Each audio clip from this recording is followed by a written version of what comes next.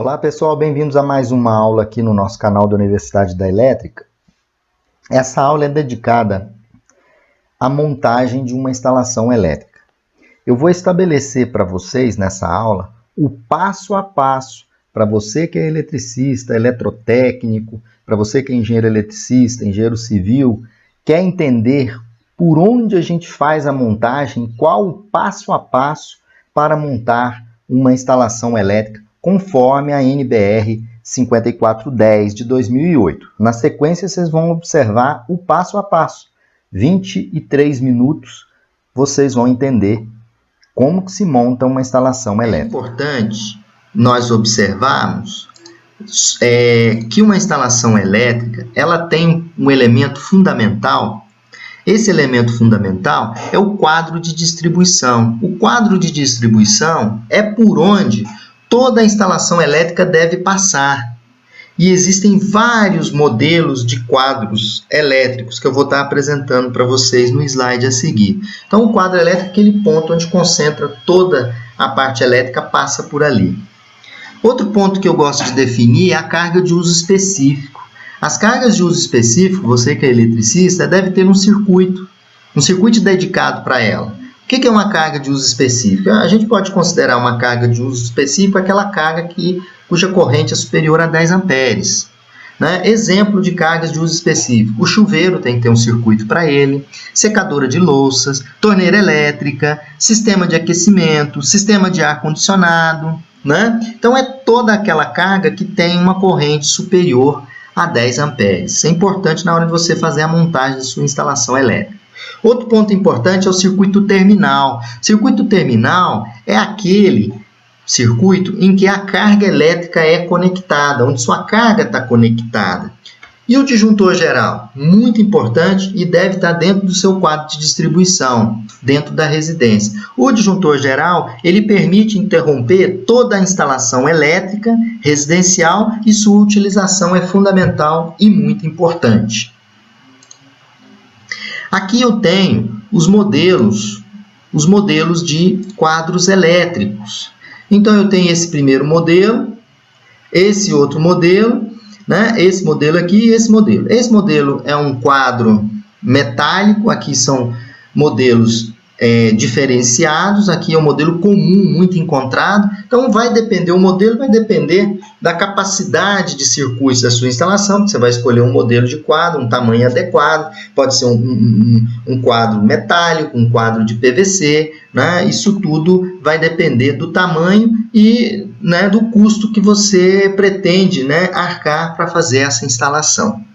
E outra coisa importante que eu coloco aqui, inclusive serve para vocês eletricistas, né, é o seguinte: a quantidade de circuito que vocês têm que deixar de reserva. A quantidade de circuito reserva vai depender de quantos circuitos sua instalação tem. Vamos admitir, aqui eu estou dizendo para vocês que quando eu tenho uma instalação elétrica até 6 circuitos, ou seja, a quantidade de circuitos, né, efetivamente disponível, aqui eu tenho a quantidade de circuito efetivamente disponível. Se eu tenho uma instalação elétrica com 6 circuitos, qual a reserva que eu deixo para disjuntores, para circuitos? 2. Se eu tenho de 7 a 12 disjuntores ou 12 circuitos, qual a reserva que eu deixo? Eu deixo uma reserva de 3 disjuntores. Entre 12 e 30... Entre 13, na verdade, e 30, eu vou deixar 4 circuitos de reserva. Ah, mas a minha instalação elétrica residencial que eu estou fazendo aqui é uma big de uma mansão e são 30 circuitos. Qual a reserva que eu deixo para disjuntores? Vocês vão deixar uma reserva de 15%, como está mostrado na tabela da NBR 5410. Então, é importante deixar o quadro com tamanho maior. Por quê?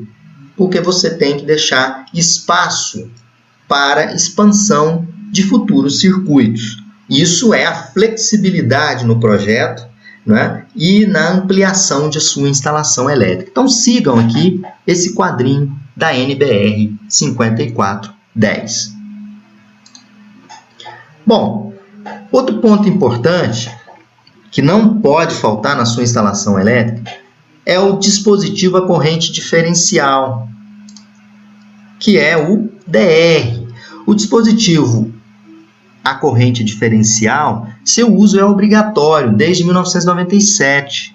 Ele deve ser utilizado em chuveiros, em áreas molhadas, copa, cozinha e área externa. Ele protege sua instalação contra choques elétricos, contato direto ou indireto. Se tem alguma fuga de corrente, ele desarma, protegendo a sua instalação e até economizando energia, porque às vezes se você não tem um DR e tem uma instalação elétrica com fuga de corrente, que essa fuga de corrente é energia desperdiçada, além da proteção contra choque elétrico para as pessoas. Outro elemento muito importante que vocês devem fazer, eu elaborei uma aula só de aterramento residencial, é o aterramento. Um aterramento elétrico é um ponto de referência integrado no circuito elétrico e usado como referência na medição. Então, o aterramento ele vai funcionar como uma válvula de escape. A finalidade de um aterramento é permitir que quaisquer descarga ou picos de eletricidade, qualquer pico de eletricidade, sejam diretamente encaminhados para o solo, bem longe das instalações elétricas, né? De modo que sejam absorvidos sem maiores danos. E todas as massas são as carcaças dos equipamentos. Uma máquina de lavar roupas tem que ter o terra. Esse terra vai permitir a conexão com o sistema de aterramento. E eu vou estar fazendo aí que a gente chama de equipotencialização, colocar as massas no mesmo sistema de aterramento. Então é importante o DR, é importante a equipotencialização e o aterramento e a equipotencialização. E também nós vamos ver que é muito importante também o uso do DPS, que é o dispositivo de proteção contra surto. Aqui eu já trago para vocês um exemplo de um quadro e de uma ligação que vocês vão estar montando, por exemplo. Então eu vou começar pelo disjuntor geral. Esse é o disjuntor geral. Então a energia da concessionária entra aqui, sai e eu vou alimentar um DR geral, que é o dispositivo de diferencial residual. Então, nesse dispositivo diferencial residual vai entrar as 3 fases mais o neutro. E ele vai sair as 3 fases e o neutro vem para o barramento de neutro, as 3 fases vêm para o barramento de terra. Mas aí eu tenho aqui instalado um dispositivo chamado DPS, dispositivo de proteção contra surto. Ele fecha para o terra. Por quê? Ele vai estar conectado lá no disjuntor geral, na saída do disjuntor geral, né? Então ele vem aqui, conecta no meu disjuntor geral, entre o DR e o disjuntor geral, está aqui a conexão do meu DPS, e qualquer surto que tiver, o dispositivo vai levar para o meu sistema de aterramento. Outro ponto importante, saindo aqui do barramento de terra, eu tenho as conexões com os circuitos terminais. Aí eu tenho a seletividade para os circuitos terminais. Então vamos analisar o circuito 1 do meu exemplo. O circuito 1 do meu exemplo é um circuito de iluminação. Então eu vou ligar uma lâmpada com interruptor simples para exemplificar para vocês. Então a fase ela entra no terminal do disjuntor, do interruptor. Na outra parte do interruptor simples eu ligo na lâmpada, que é o retorno, que a gente chama de retorno. E o neutro vem para a minha lâmpada e o neutro sai lá do meu barramento de neutro. Outro ponto muito importante é o disjuntor D2. O disjuntor D2 atende às tomadas de uso geral, no padrão novo, cujo lado esquerdo é o neutro, lado direito fase e o meio é o terra. Então eu saio com o fio terra de proteção e ligo em cada ponto da tomada, no meio da tomada. E o condutor de fase, eu pego ele nesse ponto aqui, no ponto do disjuntor D2. Aí eu tenho um circuito que a gente chama circuito de tomada de uso geral. Aí eu tenho outro circuito de uso específico, que é o chuveiro. Então do chuveiro sai o neutro, sai o terra, lá do barramento do terra, que vai alimentar o chuveiro, dando proteção. O chuveiro aqui está protegido para choque elétrico, tanto para contato direto, através do DR, e tanto para contato indireto. Se eu tiver alguma fuga de corrente aqui, ele vai estar desarmando. E eu também estou equipotencializando o chuveiro. Então, quando você tomar seu banho ali, você vai estar no mesmo potencial da torneira. Então, dessa forma, tem um exemplo de um quadro de distribuição, as ligações desse quadro, e é um quadro cuja alimentação dele é alimentação trifásica. Agora, para complementar a nossa montagem, a montagem de vocês nas instalações elétricas, é bom a gente criar um padrão de cores, não é? E a gente utiliza o brasileirinho, que é o condutor de proteção, ele é verde e amarelo. O condutor de fase, vamos trabalhar com vermelho, o condutor de neutro azul, o condutor de retorno preto. Então isso é muito importante porque facilita, né, o seu trabalho ali na hora de identificar quem é fase, quem é neutro, quem é retorno. Obviamente você vai ter que etiquetar e identificar os números dos circuitos. Eu trago duas tabelas aqui de suma importância. Essa primeira tabela, onde eu estou passando o mouse, é a tabela extraída da NBR 5410 e ela estabelece a seção dos condutores de fase e qual a seção que eu tenho que utilizar dos condutores de neutro. Então, para condutores de fase com seção menor ou igual a 16, qual deve ser a seção do condutor de terra? Deve ser a mesma. Então, se eu tenho um circuito com 10 milímetros, qual a seção do terra? 10 milímetros quadrado. Se eu tenho um circuito de 16 milímetros quadrado, qual a seção do condutor de terra? 16 milímetros quadrado. Se a seção do condutor de terra for maior do que 16, menor ou igual a 35, qual é a seção do condutor de terra que eu vou utilizar? 16 milímetros. Se a seção do condutor de fase for maior ou igual a 35, qual é a regra que eu utilizo para escolher a seção do condutor de terra? É a metade do condutor de fase. Então, essa tabela é extraída da NBR 5410. Por exemplo, você tem uma instalação elétrica lá, 10 milímetros, os condutores de fase. Professor, qual é a seção dos condutores de fase? Olha, seção dos condutores de fase 10, né? Eu já tinha comentado. E agora, qual é a seção dos condutores de terra para uma instalação elétrica com condutores de fase 10 milímetros? Qual é o condutor de terra de proteção? Qual a seção dele? 10 milímetros. Se a instalação é 16 milímetros, qual a seção do condutor de terra? 16. Se a instalação elétrica tem um condutor de 35 milímetros, qual a seção do condutor de terra? 16, a metade. Né? Os condutores de neutro também eu trago a tabela aqui, onde estabelece a seção da fase e a seção do condutor de neutro. A seção do condutor de neutro, ela acompanha a seção do condutor de fase, né? Se a seção do condutor de fase for menor ou igual a 25, qual é a seção do condutor de neutro? É igual ao condutor de fase. Se a seção do condutor de fase for 35, qual a seção do neutro? 25. Se a seção do condutor de fase é, por exemplo, na tabela aí vocês estão olhando, 120. Estou fazendo a instalação predial aqui, a condutor de terra é 120. Qual deve ser o condutor de neutro? 70 milímetros. Então, essas duas tabelas ajudam vocês na hora de montar a sua instalação elétrica.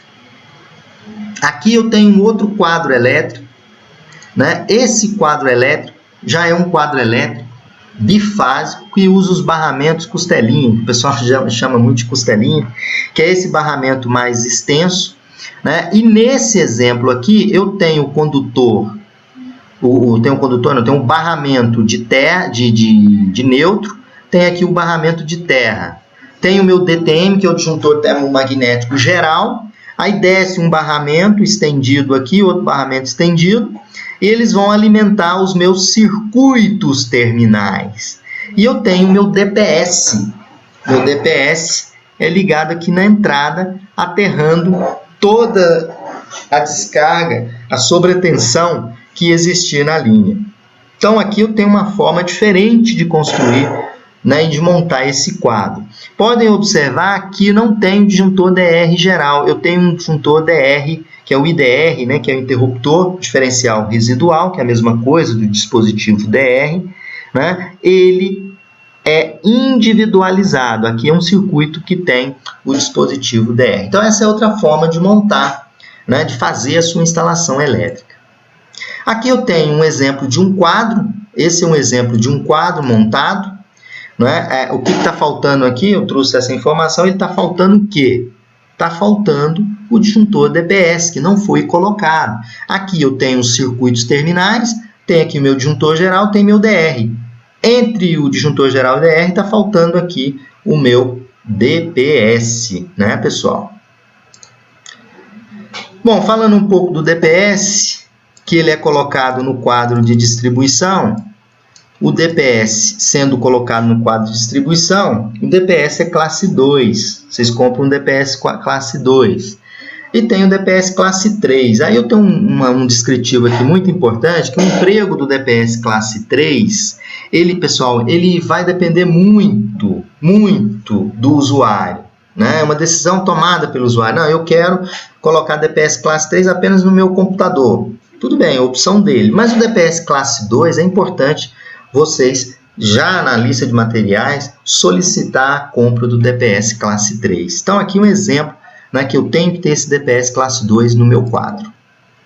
Bom, agora eu trago para vocês a visão da instalação elétrica em 3D para montagem dos eletrodutos. Vocês podem observar que aqui eu tenho a entrada do quadro, tenho aqui meu sistema de aterramento, tenho aqui as minhas tomadas. Então, como que é feito? Se vocês olharem, isso aqui é a visão 3D da minha instalação. Então, tem meu quadro. Aí, no meu quadro, o que eu tenho aqui? Tenho dois eletrodutos que saem aqui, alimentam essa caixa de derivação octogonal, né? E tem esse outro que alimenta essa segunda caixa octogonal, que, por sinal, leva a ligação até o outro cômodo aqui. Então, essas caixas octogonais formam um desenho de uma aranhazinha, tá vendo? Ela é montada em cima da laje, onde vai a concretagem, junto com os eletrodutos, né? Então, aqui embaixo tem um outro circuito. Veja esse outro circuito aqui. Ele desce, passa aqui, né? E atende as tomadas. Olha, isso aqui atende as tomadas. Então, essa visão é importante quando você está montando sua instalação elétrica, quando você vai montar as mangueiras, né? Se não tiver um projeto, geralmente é importante ter um projeto, a construção e a confecção disso é dessa forma. Você vai fazer um furo aqui, outro furo aqui no meu exemplo, né? E vai descer as mangueiras, como se fossem as perninhas de uma aranha.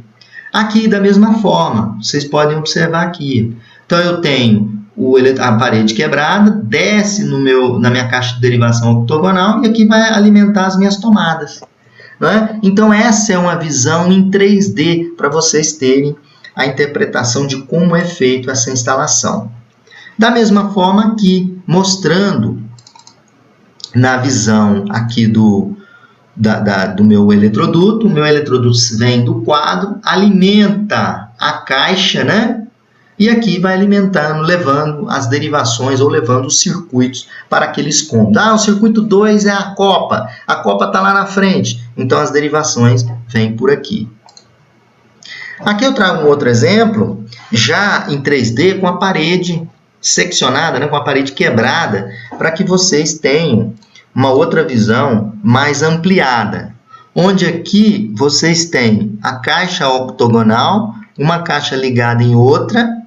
Aqui faz a descida, alimenta essas tomadas, e ela vem aqui, alimenta a tomada aqui. Ela está vindo, provavelmente ela vem do quadro, alimenta essa alimenta essa e está alimentando os circuitos.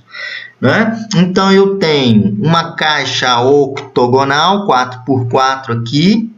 Tenho aqui uma curva 90, diâmetro de 20 polegadas. Tenho aqui outra curva, cujo aqui o diâmetro do eletroduto é 16, né? Curva de 90 graus. E aqui embaixo tem as caixinhas, caixa de derivação 4x2, né? E assim vocês passam a ter a visão do eletroduto embutido na parede e na laje, né? Que dá uma visão que vocês têm que montar a instalação elétrica de vocês. Bom, eu trago agora um outro exemplo. É um exemplo de uma ligação na visão da tubulação na parede, a ligação three-way. Então, eu tenho a ligação three-way elétrica, né, convencional. Eu tenho aqui a fase entrando no meu disjuntor, a fase entra no terminal do meio do meu three-way, os dois paralelos ligados, os dois paralelos aqui, e aqui no meio o retorno da lâmpada e a lâmpada ligada no neutro, né? Essa é a visão elétrica. E aqui já é uma visão também elétrica com a chavinha, né? Da forma que está aqui, a lâmpada, são as representações dos three-ways, a lâmpada está apagada. Quando eu apertar esse interruptor, ela sobe, ele muda de posição e vai fazer a lâmpada apagar. Desculpa, a lâmpada acender. Ela está apagada. Quando eu tocar aqui, a minha lâmpada acende. Então, eu tenho o retorno ligado aqui, a fase ligada aqui em cima. Como a posição dessa chave está embaixo, eu preciso trazer a chave, só apertar aqui, o interruptor vai acionar. Aqui é a visão na parede. Botei um three-way aqui e outro three-way aqui. Então, o interruptor do meio aqui, o primeiro, vem o retorno da lâmpada. O outro interruptor do meio vem a fase. E os dois são ligados em paralelos aqui, os dois extremos. Como que isso ficaria? Eu estou dando um exemplo aqui, como isso ficaria, não é o caso aqui, mas eu exemplifiquei. Vamos imaginar que aqui tem um three-way e aqui tem outro three-way, apesar disso aqui estar baixo, né? Mas imagina um three-way aqui e outro three-way aqui, e o meu quadro. Então, se eu quero fazer o circuito de iluminação desse cômodo, então sai aqui fase e neutro, ele chega na minha caixa de derivação octogonal, desce um eletroduto aqui, desce um outro eletroduto aqui. Aqui pode ser o meu three-way. Então, daqui para cá vai passar 3 condutores. Os 2 condutores de retorno dos paralelos que estão aqui e o condutor de retorno para a lâmpada que vai estar nesse ponto. E aqui vai descer a fase e 2 retornos.